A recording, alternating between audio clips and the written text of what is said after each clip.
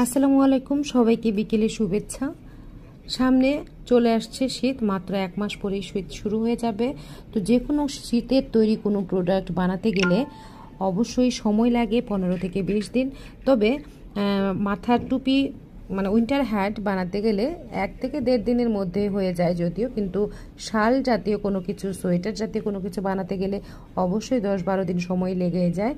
তো এই সময়ের কিছু মিল্ক কটন উল আপনাদের সঙ্গে আমি নিয়ে এসেছি আপনাদের কাছে।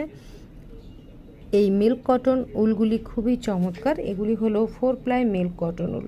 মাথার হ্যাট থেকে শুরু করে এগুলি দিয়ে পঞ্চ এবং সোয়েটার, ভেস্ট যে কোনো কিছু আপনারা বানাতে পারেন। খুবই ভালো লাগবে এই মিল্ক কটন উলগুলি, এবং এগুলি হচ্ছে খুবই সফট।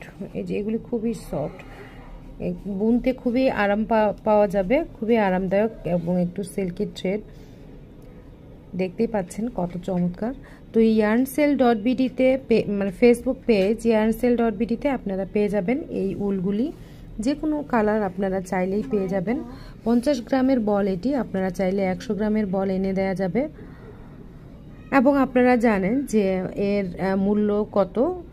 প্রতিটি 50 গ্রামের বলের দাম 100 টাকা করে, এবং পাইকারি কোনো সেল হয় না। যদি 2 প্যাকেট নেন, 1 প্যাকেটে 10 পিস থাকে, তখন এটি আপনারা একটু কমে পাবেন।